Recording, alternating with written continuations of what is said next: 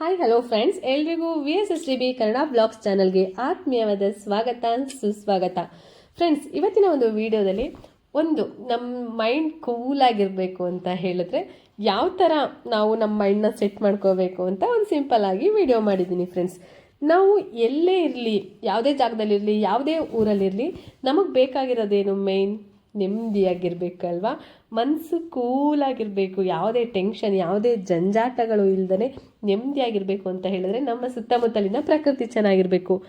ಅದರಲ್ಲೂ ಮೇಯ್ನಾಗಿ ನಾವು ನಮ್ಮ ಸುತ್ತಮುತ್ತ ಹೂವಿನ ಗಿಡಗಳನ್ನೆಲ್ಲ ಬೆಳೆಸೋದ್ರಿಂದ ಎಷ್ಟೊಂದು ಚೆನ್ನಾಗಿರುತ್ತೆ ಅಲ್ವಾ, ಖುಷಿ ಆಗ್ತಾ ಇರುತ್ತೆ.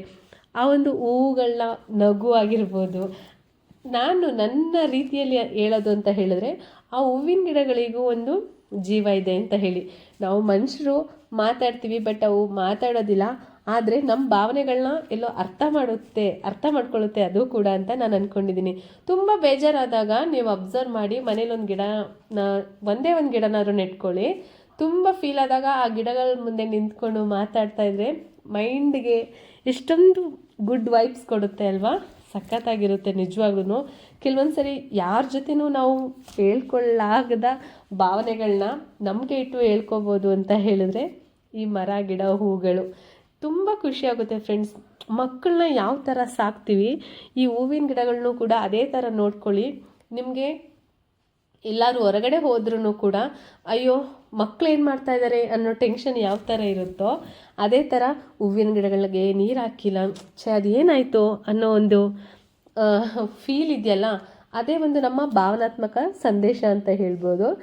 ನಿಜವಾಗ್ಲೂ ಹೂವಿನ ಗಿಡಗಳ ಜೊತೆ ಫ್ರೆಂಡ್ಶಿಪ್ ಮಾಡಿದ್ರೆ ಯಾವ ಒಳ್ಳೆ ಗೆಳೆಯನೂ ಬೇಕಾಗಿಲ್ಲ. ಅವು ಮಾತಾಡೋದಿಲ್ಲ ನಿಜ, ಬಟ್ ನಮ್ಮ ಮನಸ್ಸಿನ ಭಾವನೆಗಳನ್ನ ಚೆನ್ನಾಗಿ ಅರ್ಥ ಮಾಡ್ಕೊಳ್ಳುತ್ತೆ.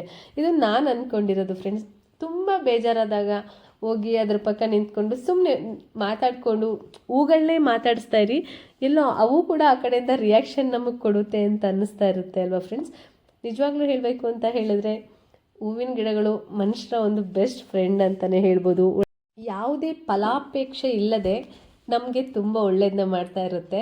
ನಾವಾದ್ರೂ ಅಯ್ಯೋ ಹೂ ಬೆಳೆದ್ರೆ ಎಷ್ಟು ದೇವರಿಗೆ ಮುಡಿಸ್ಬೋದು ಹೂನ, ಅಥವಾ ಕಿತ್ಕೊಂಡು ನಾವು ಮುಡಿಬೋದು, ಅಥವಾ ನಮ್ಮ ಮನಸ್ಸಿಗೆ ನೆಮ್ಮದಿ ಸಿಗುತ್ತೆ ಅಂತ ಹೂ ಗಿಡಗಳನ್ನ ಬೆಳೆಸ್ತೀವಿ. ಆದರೆ ಯಾವುದೇ ಒಂದು ಗಿಡಗಳಾಗಲಿ ಅವು ಏನು ಎಕ್ಸ್ಪೆಕ್ಟೇಷನ್ ಇಟ್ಕೊಳ್ಳಲ್ಲ. ನಾವು ಹೆಂಗೆ ನೀರು ಹಾಕ್ತೀವಿ, ಅದಕ್ಕೆ ಹೆಂಗೆ ಚೆನ್ನಾಗಿ ನೋಡ್ಕೋತೀವಿ, ಅದೇ ಥರ ಬೆಳೆಯುತ್ತೆ ಅಷ್ಟೇ ಅಲ್ವಾ. ಯಾವುದೇ ರೀತಿಯೂ ನಮ್ಮ ಕಡೆಯಿಂದ ಏನು ಎಕ್ಸ್ಪೆಕ್ಟೇಷನ್ ಇಟ್ಕೊಳ್ಳಲ್ಲ. ಫ್ರೆಂಡ್ಸ್, ಮನೆಗೊಂದು ಮರ, ಊರಿಗೊಂದು ವನ, ಉಸಿರಿಗಾಗಿ ಪರಿಸರ ಉಳಿಸೋಣ ಅಂತ ಎಷ್ಟೋ ಘೋಷಣೆಗಳನ್ನ ನೀವು ಕೇಳಿದ್ದೀರಾ. ನಿಜವಾಗ್ಲೂ ಮನೆಯಲ್ಲಿ ಒಂದು ಗಿಡ, ಮರ ಇರಲೇಬೇಕು. ಆವಾಗ ಅದು ನಮ್ಮ ಸುತ್ತಮುತ್ತಲಿನ ಪರಿಸರ ಎಷ್ಟೊಂದು ಕ್ಲಾರಿಟಿಯಾಗಿ ನೀಟಾಗಿರುತ್ತೋ ಹಾಗೆ ಮಕ್ಕಳಿಗೂ ಕೂಡ ಒಂದು ಒಳ್ಳೆ ಜೀವನನ ಹೇಳ್ಕೊಡೋದಕ್ಕೆ ಒಂದು ಒಳ್ಳೆ ಪಾಠ ಅಂತ ಹೇಳ್ಬೋದು. ಮಕ್ಕಳಿಗಾದರೂ ಅಷ್ಟೇ ಫ್ರೆಂಡ್ಸ್, ಒಂದು ಹೂ ಗಿಡನ ಚೆನ್ನಾಗಿ ನೋಡ್ಕೊಳ್ಳಿ, ನೀರು ಹಾಕಿ, ಇದೆಲ್ಲ ಸಂದೇಶ ಕೊಡೋದ್ರಿಂದ ಅವ್ರಿಗೂ ಕೂಡ ಒಂದು ಏಕಾಗ್ರತೆ ಹೆಚ್ಚುತ್ತೆ. ಹೂ ಗಿಡಗಳ ಜೊತೆ ಅವ್ರಿಗೂ ಕೂಡ ಒಂದು ಮಾನವೀಯತೆ ಕೂಡ ಬೆಳೆಯುತ್ತೆ. ಈಗ ಹೂ ಗಿಡಕ್ಕೊಂದು ನೀರು ಹಾಕಿ, ಪಾಪ ಅದಕ್ಕೂ ಜೀವ ಇದೆ ಅಂತ ಹೇಳ್ಕೊಟ್ಟಾಗ ಹೂವಿನ ಗಿಡಕ್ಕೆ ಇಷ್ಟೊಂದು ಟೆನ್ಷನ್ ತಗೊಂಡು ನಾವು ಅದ್ರ ಜೊತೆ ಭಾವನೆಗಳನ್ನ ಬೆಳೆಸ್ಕೊತೀವಿ ಅಂತ ಹೇಳಿದ್ಮೇಲೆ ಮನುಷ್ಯರ ಜೊತೆನೂ ಅಷ್ಟೇ ಖುಷಿಯಾಗಿರ್ಬೇಕೇನೋ ಅನ್ನೋದು ಕೂಡ ಮಕ್ಕಳ ಮನಸ್ಸಲ್ಲಿ ಬರುತ್ತೆ. ಒಂದು ಸಂದೇಶದ ಜೊತೆಗೆ ಇವತ್ತಿನ ಈ ವಿಡಿಯೋನ ಇಲ್ಲಿಗೆ ಮುಗಿಸ್ತಾ ಇದ್ದೀನಿ. ನೆಕ್ಸ್ಟ್ ವಿಡಿಯೋದಲ್ಲಿ ಸಿಗೋ ತನಕ ಟೇಕ್ ಕೇರ್.